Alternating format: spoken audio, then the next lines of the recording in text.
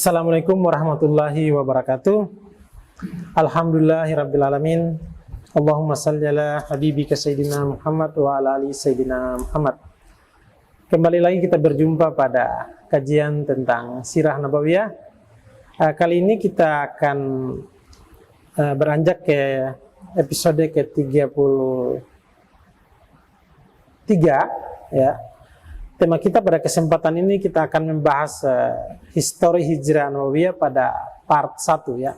Karena histori hijrah Nabawiyah ini ada kurang lebih 4 part yang kita akan mengkaji bersama guru kita Al-Habib Abdurrahman bin Kamil As-Sagaf ya. Kembali saya ingatkan bahwa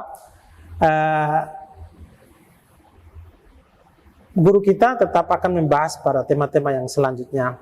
Pada kesempatan ini juga akan dikaji oleh guru kita. Saya menyapa Al-Habib Abdurrahman bin Kamil As-Sagaf. Assalamualaikum, Bib. Waalaikumsalam warahmatullahi wabarakatuh.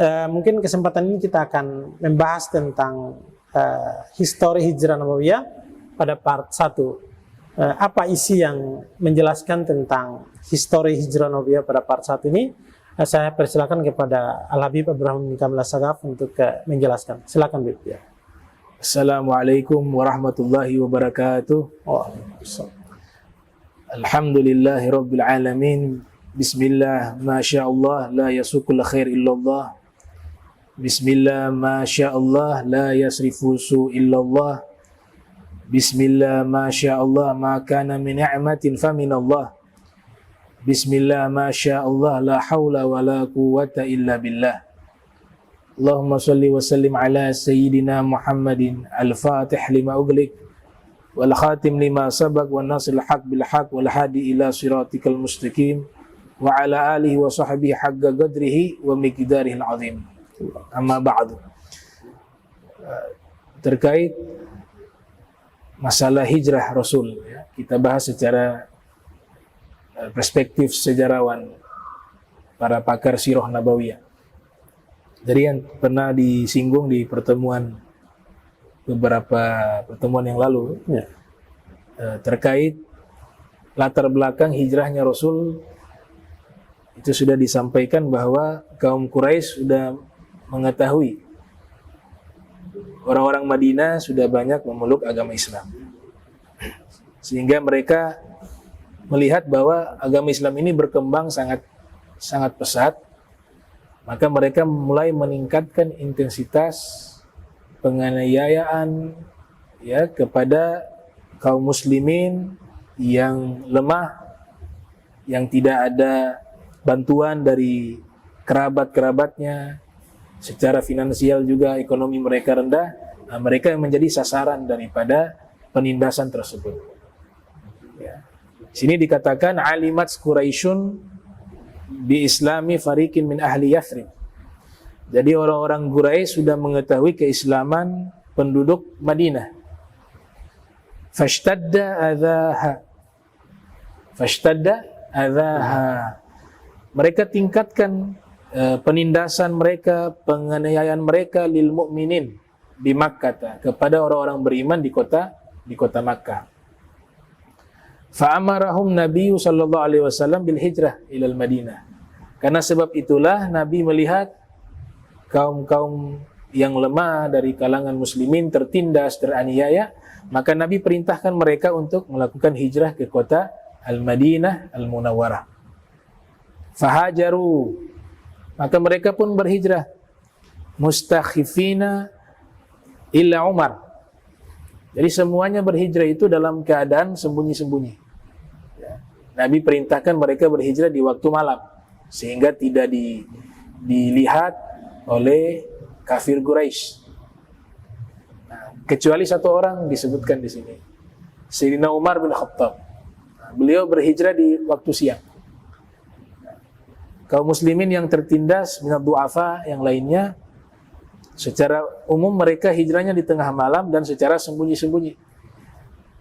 Adapun Sayyidina Umar bin Khattab, beliau memaklumatkan itu, memberikan pengumuman kepada pembesar-pembesar Quraisy bahwa beliau mau hijrah. Itu menunjukkan begitu beraninya ya sosok Sayyidina Umar bin Khattab. Sehingga sini dikatakan Saya kutip dari kitab Sirah Nabawiyah Dr. Mustafa Sibai. Ya, beliau menyebutkan di sini semua mereka berhijrah mustakhifina, dalam keadaan bersembunyi, illa Umar radhiyallahu anhu, kecuali Sayyidina Umar. Fa innahu a'lama musyriki. Beliau memaklumatkan, memberikan pengumuman di hadapan seluruh pembesar kaum Quraisy bahwa saya mau hijrah hari ini. Kalau yang lainnya, mereka kalau memaklumatkan bisa dianiaya, bisa ditindas, bisa dihalangi hijrahnya mereka. Berbeda dengan Sayyidina Umar bin Khattab, beliau memaklumatkan itu karena beliau memang terkenal sebagai seorang pemuda yang sangat pemberani. Ya, dan itu beliau buktikan dengan peristiwa hijrah tersebut. Beliau katakan kepada mereka ketika memaklumatkan itu di hadapan pembesar Quraisy bahwa beliau mau hijrah di waktu siang hari. Beliau mengatakan, man arada an tafkilahu ummuhu falyalhaq bi godan fi batni hadzal wadi. Siapa yang ingin menghalangi diriku hijrah, silakan. Kalau dia mau, silakan. Tapi kalau kalian ingin ibu kalian kehilangan anaknya, silakan bertemu denganku di lembah tersebut. Saya tunggu di situ. Kalau ada yang mau menghalangi saya hijrah, saya tunggu di tempat tersebut. Nah, itu ucapan dari Sayyidina Umar. Itu beliau sampaikan di hadapan pembesar kafir Quraisy. Falam yakhruj lahu ahadun. Ternyata ditunggu oleh Sayyidina Umar, tidak ada seorang pun yang datang menemuinya. Setelah itu beliau keluar hijrah.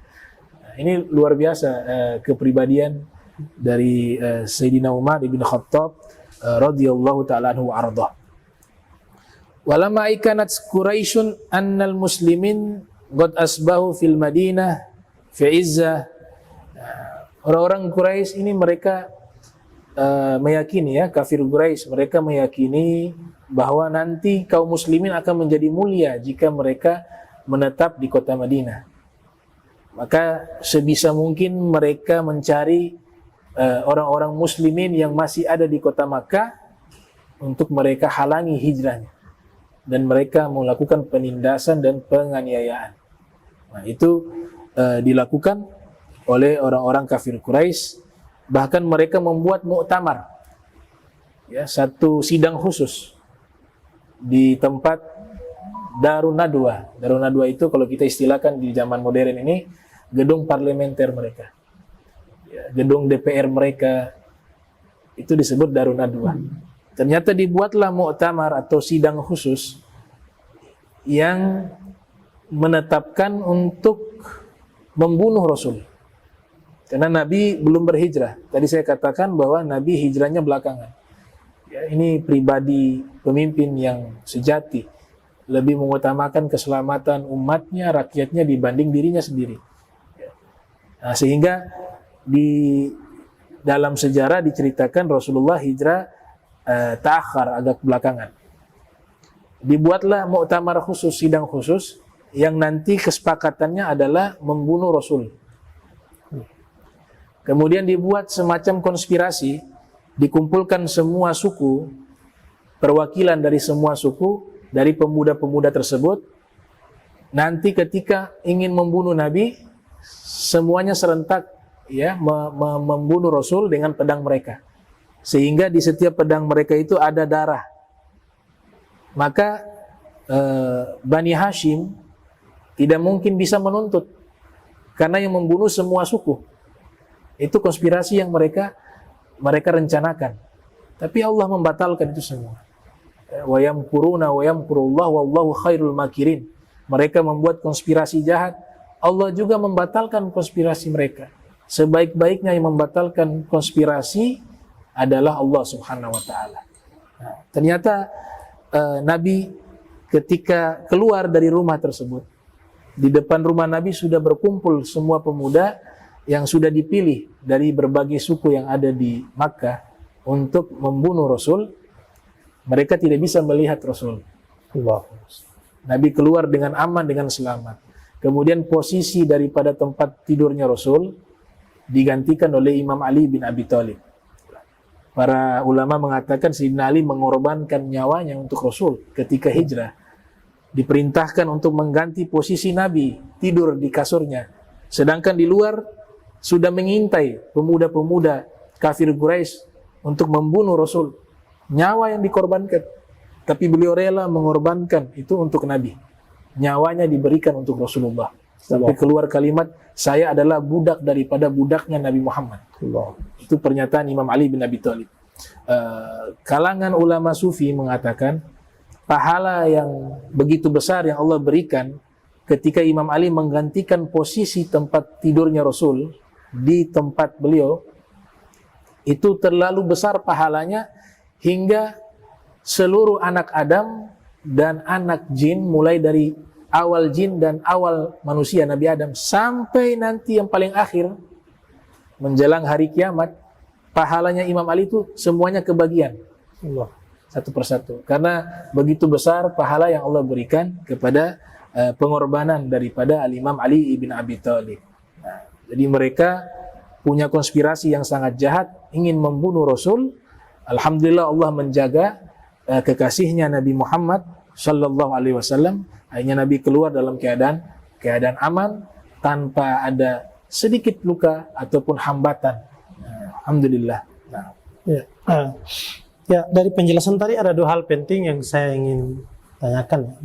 Pertama, perintah itu kepada kaum muslimin dan muslimat pada saat itu yang lemah, dihimbau supaya hijrahnya waktu malam.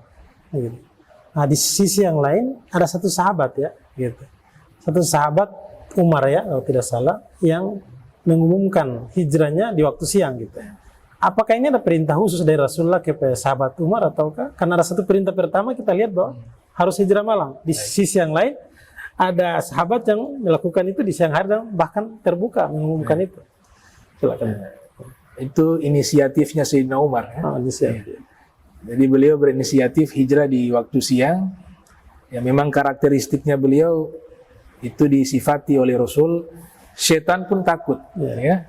Innal Umar la yafirru syaitan, inna syaitan la yafirru min dhilli Umar. Ya. Inna syaitan la yafirru min dhilli Umar.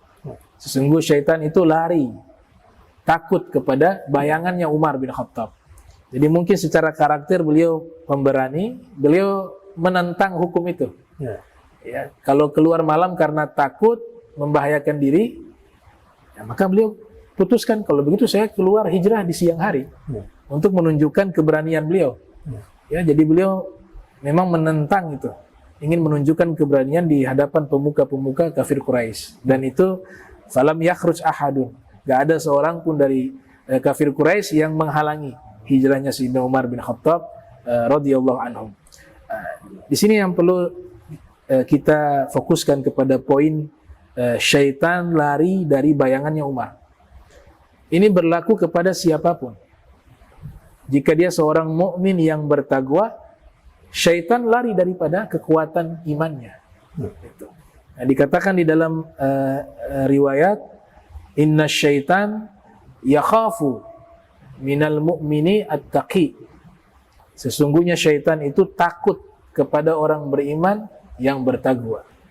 Jadi kekuatan iman dan juga implementasi takwa itu menjadi kekuatan spiritual yang luar biasa, sehingga syaitan pun tidak berani mendekat. Ya, baik. Ya, penjelasan tadi untuk mengakhiri kita pada episode ke-34 pada part 1 tentang histori hijrah Nabawiyah, dan kita akan lanjut kepada part 2 atau selanjutnya tentang topik yang sama ya. Demikian, terima kasih. Assalamualaikum warahmatullahi wabarakatuh. Waalaikumsalam warahmatullahi wabarakatuh.